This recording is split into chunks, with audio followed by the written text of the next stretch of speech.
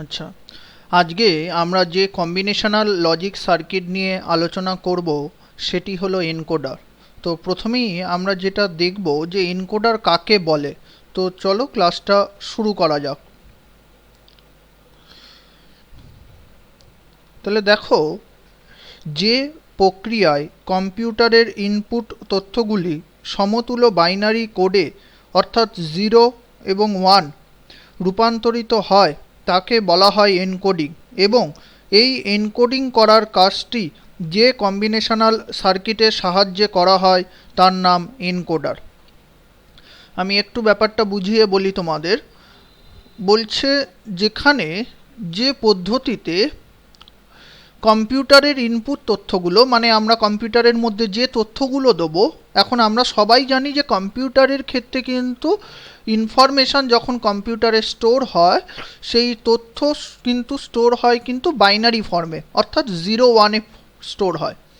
এখন বলছে এনকোডিং হচ্ছে এমন একটা পদ্ধতি যে পদ্ধতিতে আমরা যে কম্পিউটারকে যে তথ্যগুলো দিচ্ছি সেই তথ্যগুলো বাইনারিতে রূপান্তরিত হচ্ছে, অর্থাৎ 0-1-এ রূপান্তরিত হচ্ছে। এই পদ্ধতিটার নাম হচ্ছে এনকোডিং।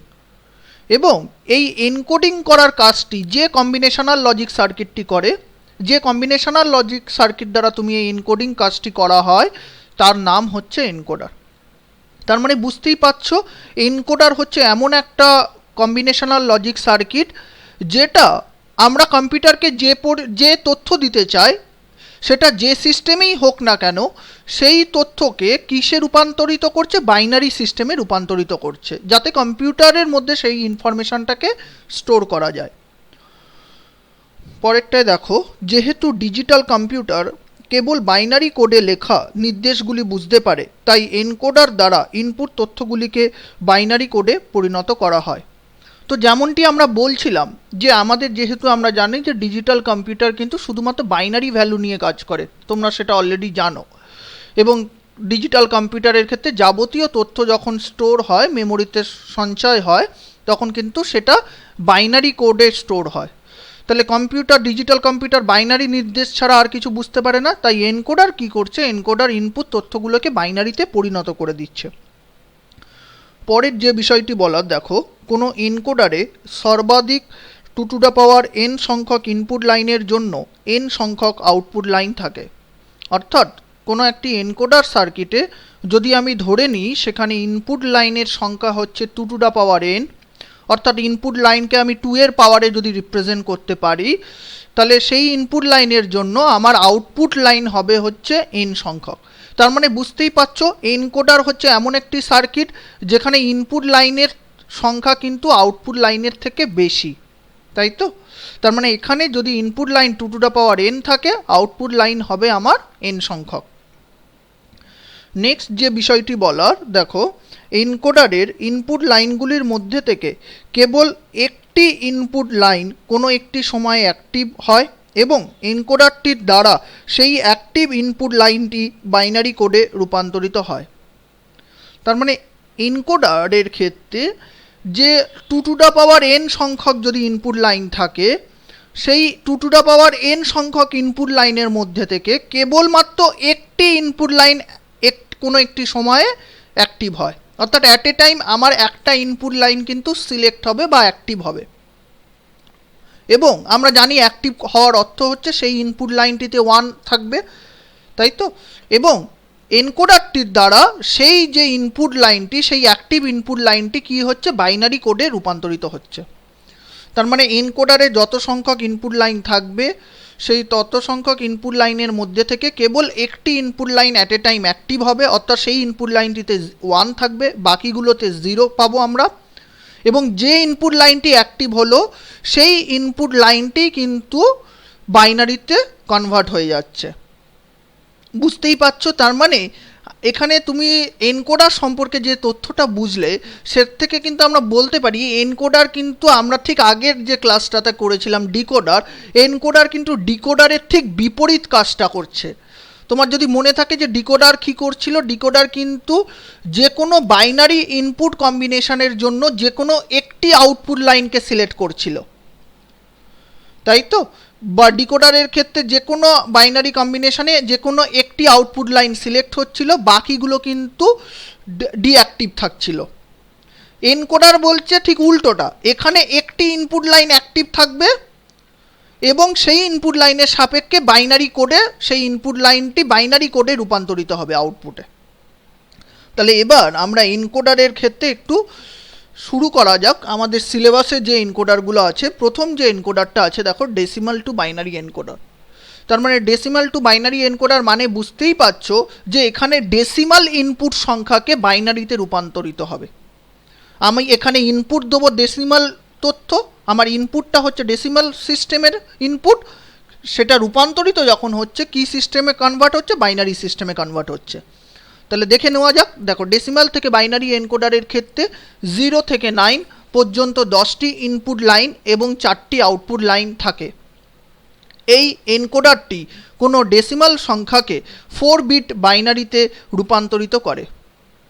তাহলে দেখো, বুঝতেই পারছো যে ডেসিমাল থেকে বাইনারি এনকোডারের ক্ষেত্রে 0 থেকে 9, যেহেতু এইগুলো হচ্ছে ডেসিমাল সংখ্যা, 0 থেকে 9 পর্যন্ত এই 10টি ইনপুট লাইন থাকবে এবং 4টি আউটপুট লাইন থাকবে। এখানে আউটপুট লাইনের সংখ্যা 4টি এবং এই এনকোডারটি কোনো ডেসিমাল সংখ্যাকে 4 বিট বাইনারিতে রূপান্তরিত করে।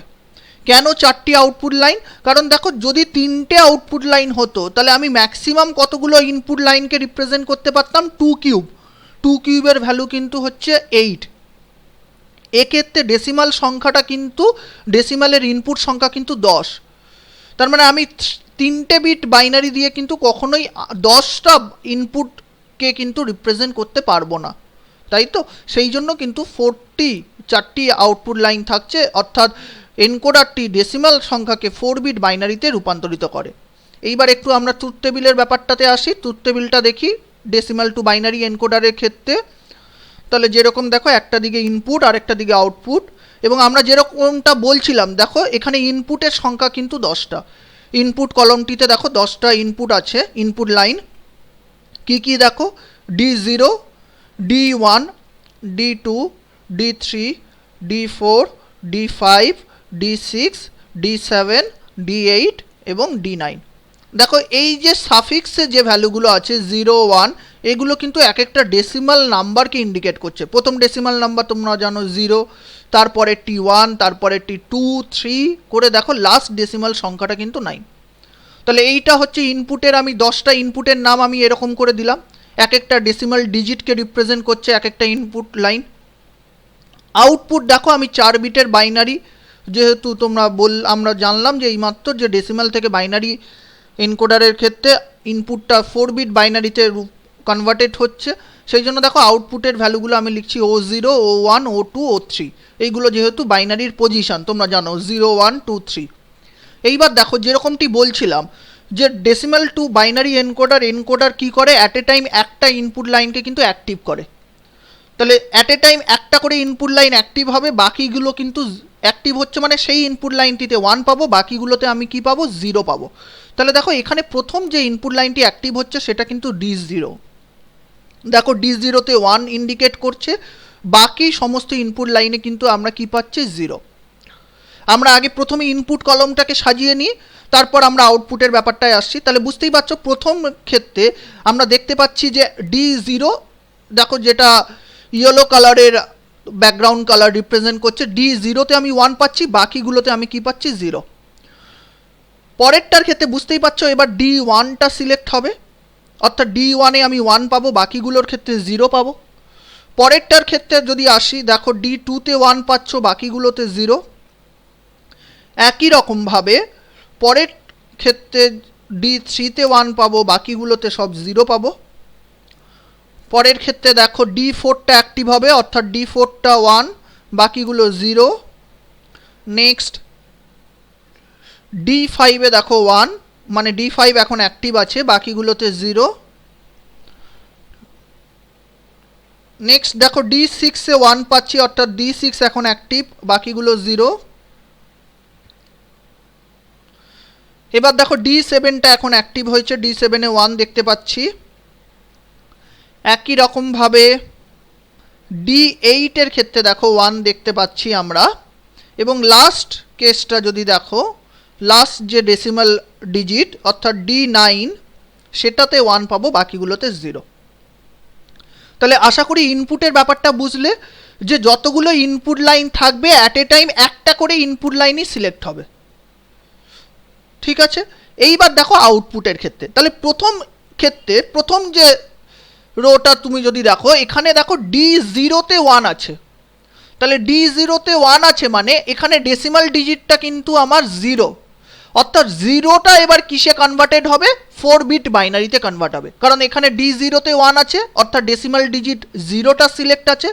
এবং যেহেতু এটা এনকোডার, এনকোডার কি করে? যে ইনপুটটা সিলেক্ট আছে সেই ইনপুটের তথ্যকে বাইনারিতে কনভার্ট করছে। তাহলে এখানে D0-তে 1 আছে অর্থাৎ ডেসিমাল তথ্যটা হচ্ছে 0, অর্থাৎ 0কে এবারে বাইনারিতে কনভার্ট করবে। তার মানে দেখো 0-র বাইনারি আমরা সবাই জানি, 4টে 0 দেখতে পাবো। পরের ক্ষেত্রে দেখো কোন ডেসিমাল ইনপুটটা সিলেক্ট আছে? D1, অর্থাৎ এখানে ডেসিমাল নাম্বারটা হচ্ছে 1, অর্থাৎ এবার এই 1টা কিন্তু 4 বিট বাইনারিতে কনভার্ট হবে। আমরা জানি 1-এর 4 বিট বাইনারি হচ্ছে দেখো 0001, বাদিক থেকে যদি তুমি পড়ো ব্যাপারটা। একই রকমভাবে দেখো D2 অর্থাৎ এখানে 2টা হচ্ছে বাইনারিতে কনভার্ট হবে এবং 2-এর দেখো বাইনারি দেখতে পাচ্ছি 0010। একই রকমভাবে যখন D3-তে 1 আছে অর্থাৎ 3 সংখ্যাটা আমার বাইনারিতে কনভার্ট হবে এবং আমরা জানি 3-এর বাইনারি হচ্ছে 0011। পড়ার সময় তোমাকে বাদিক থেকে পড়তে হবে, অর্থাৎ O3, O2, O1, O0 এইভাবে পড়ো। ঠিক একই রকমভাবে দেখো D4-এ 1 আছে মানে 4টা এখানে বাইনারিতে কনভার্টেড হবে। 4-এর বাইনারি আমরা জানি 0100। নেক্সট D5-এ 1 আছে অর্থাৎ 5টা এখানে বাইনারিতে কনভার্টেড হচ্ছে, দেখো 5-এর বাইনারি 0101। নেক্সট D6-এ 1 দেখতে পাচ্ছি মানে 6 ডেসিমাল সংখ্যাটা এখানে বাইনারিতে কনভার্টেড হচ্ছে, দেখো 6-এর বাইনারি দেখতে পাচ্ছি 0110। নেক্সট দেখো D7টা 1 আছে মানে 7টা বাইনারিতে কনভার্টেড হচ্ছে, 7-এর বাইনারি 03-1। নেক্সট D8-এ 1 দেখতে পাচ্ছি অর্থাৎ 8টা বাইনারিতে কনভার্টেড হবে, 8-এর বাইনারি 130। নেক্সট হচ্ছে দেখো D9-এ আমি 1 দেখতে পাচ্ছি অর্থাৎ 9টা এখানে বাইনারিতে কনভার্টেড হবে, 9-এর বাইনারি হচ্ছে 1001। তাহলে আশা করি দেখো ট্রুথ টেবিলের ব্যাপারটা বুঝতে পারছো। এইবার দেখো এই ট্রুথ টেবিল থেকে আমি এবারে যেটা বার করব বুলিয়ান এক্সপ্রেশন। তাহলে দেখো এখানে আউটপুট লাইনটা কটা আউটপুট লাইন দেখতেই পাচ্ছ, আউটপুট লাইন হচ্ছে 4টে আউটপুট লাইন, অর্থাৎ বুলিয়ান ফাংশন একটা বেরোবে O0-র জন্য, একটা O1, একটা O2, একটা O3। এইবার দেখো O0-তে আমার 1 কোথায় কোথায় আছে সেইটা তোমাকে ট্রুথ টেবিলটা খেয়াল রাখতে হবে। দেখো O0-তে এখানে 1 পাচ্ছ, এবার এখানে যখন 1 পাচ্ছ তখন D1-এর ভ্যালু হচ্ছে দেখো 1। একই রকমভাবে দেখো এখানে যখন 1 পাচ্ছ তখন কিন্তু D3-তে 1 দেখতে পাচ্ছি। আবার দেখো O0-তে এখানে 1 পাচ্ছ, সেক্ষেত্রে D5টা 1 দেখতে পাচ্ছি। তার মানে 1, 3, 5। তারপরে দেখো এখানে 1 পাচ্ছ, সেক্ষেত্রে D7টাতে 1 দেখতে পাচ্ছি এবং লাস্ট কেসটাতে 1 দেখতে পাচ্ছ যখন, তখন কিন্তু D9 এই ক্ষেত্রে কিন্তু 1 দেখতে পাচ্ছ। ঠিক একই রকমভাবে দেখো O1-এর ক্ষেত্রে দেখবো কোথায় 1 আছে। দেখো এইখানে 1 পাচ্ছ, এখানে হচ্ছে এই 1-এর জন্য D2-তে 1 আছে, এই 1-এর জন্য দেখো D3-তে 1 দেখতে পাচ্ছি এবং এইখানে দেখো এখানে 1 পাচ্ছ মানে D6-এ 1 দেখতে পাচ্ছি এবং এখানে 1 আছে মানে 7-এ 1 দেখতে পাচ্ছি। ঠিক একই রকমভাবে এই 4টে 1-এর জন্য দেখো প্রথমে D4 1 আছে, এই 1-এর জন্য D5 1, এই 1-এর জন্য D6 এবং এই 1-এর জন্য D7 এবং O3-র ক্ষেত্রে দেখো লাস্ট দুটোতে 1 আছে, এই 1-এর জন্য D8টা 1 আর এই 1-এর জন্য D9টা 1। তাহলে এইবার দেখো বুলিয়ান এক্সপ্রেশনটা তুমি যদি খেয়াল করো, দেখো যেরকমটা বলছিলাম O0 = 1 হবে যখন D1, D3, D5, D7, D9 এই ইনপুটগুলোতে 1 থাকবে। তাহলে এই ইনপুটগুলোতে যদি 1 পাওয়া যাবে যখন, তখন কিন্তু O0-র ভ্যালু 1, অর্থাৎ O0-র ভ্যালুটা বুঝতেই পারছো, O0 = হবে D1 plus D3 plus D5 plus D7 plus D9, কারণ এইগুলোর মধ্যে কোনো একটাতে 1 হলেই কিন্তু আমার O0টা কি হচ্ছে 1 হচ্ছে। ঠিক একই রকমভাবে দেখো O1-এর ভ্যালু যখন 1 হচ্ছে হবে যখন D2, D3, D6 এবং D7 এই ইনপুটগুলোতে কোনো একটাতে আমরা 1 পাবো। অর্থাৎ বুঝতেই পারছো O1টা ইকুয়াল টু হবে D2 plus D3 plus D6 plus D7। একই রকমভাবে দেখো O2র ক্ষেত্রে তুমি যদি আসো, O2 ইকুয়াল টু 1 হবে যখন D4 5 6 7 এই ইনপুটগুলোতে আমরা 1 দেখতে পাবো। অর্থাৎ O2টা কি হবে, O2 ইকুয়াল টু হবে D4 plus D5 plus D6 plus D7। এবং লাস্ট O3তে 1 আছে হবে যখন D8 এবং D9 এই ইনপুটগুলোতে কোনো একটাতে 1 পাবো। তাহলে বুঝতেই পারছো O3টা তাহলে হবে D8 প্লাস D9। তাহলে দেখো চারটে বুলিয়ান ফাংশন আমরা পেয়ে গেছি O0, O1, O2 এবং O3র জন্য। এইবার দেখো যদি লজিক ডায়াগ্রামটাতে আসো, তাহলে দেখো প্রথমে হচ্ছে 10টা ইনপুট লাইন থাকবে, যেহেতু এটা ডেসিমাল টু বাইনারি এনকোডার। তাহলে দেখো 10টা ইনপুট লাইন আমি ড্র করে দেখাচ্ছি। তাহলে দেখো 10টা ইনপুট লাইন।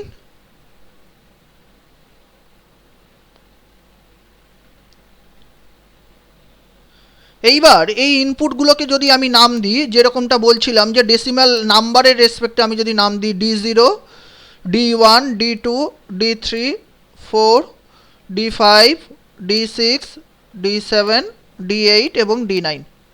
তাহলে 10টা ইনপুটকে আমি 10টা ডেসিমাল ডিজিট দিয়ে রিপ্রেজেন্ট করছি। এইবার দেখো O0-র ভ্যালুটা আমরা কি পেলাম, D1 plus D3 plus D5 plus D7 plus D9। তাহলে দেখো প্রথমে D1 থেকে একটা নিচ্ছে, তারপর 3 থেকে নিচ্ছে, তারপরে 5 থেকে নিচ্ছে, তারপর 7 থেকে নিচ্ছে, তারপরে হচ্ছে 9 থেকে নিচ্ছে। তাহলে এদের মধ্যে একটা বুঝতেই পারছো একটা 5 ইনপুট অর গেট লাগবে। তাহলে দেখো একটা 5 ইনপুট অর গেট, এটাকেই বলছি O0। এইবার দেখো O1, বুঝতে পারছো আশা করি। O1 এর ক্ষেত্রে আমরা কীরকম দেখছিলাম, D2 প্লাস দেখো D3 plus D6 plus D7। তাহলে দেখো D2 3 6 7 এই চারটে লাইন থেকে নিয়েছে লাইনটা, এবং এদের মধ্যেও একটা অর গেট থাকবে, এটাকে আমরা বলছি O1। একই রকমভাবে O2র ক্ষেত্রে তুমি যদি খেয়াল করো, দেখো D4 5 6 এবং 7 এই চারটে লাইন থেকে আমাকে টানতে হবে, এবং এদের মধ্যে একটা অর গেট থাকবে, এটাকে বলছি O2। আর O3টা দেখো D8 আর D9, তার মানে দেখো D8 থেকে আমি নিচ্ছি আর D9 থেকে নিচ্ছি। এটা 2 ইনপুট একটা অর গেট, এবং এদের মধ্যে একটা 2 ইনপুট অর গেট থাকছে, এটাকে বলছি O3। তাহলে আশা করি এই ব্যাপারটা বুঝতে পারলে। এইটাকেই আমরা বলছি ডেসিমাল টু বাইনারি এনকোডারের লজিক ডায়াগ্রাম। তাহলে আশা করি ব্যাপারটা বোঝা গেল। এইবার আমাদের লাস্ট যে এনকোডারটা দেখব সেটা একটু আসি, সেটা হচ্ছে অক্টাল টু বাইনারি এনকোডার। নামটা দেখেই বুঝতে পারছো এখানে ঠিক উল্টো এটা হবে।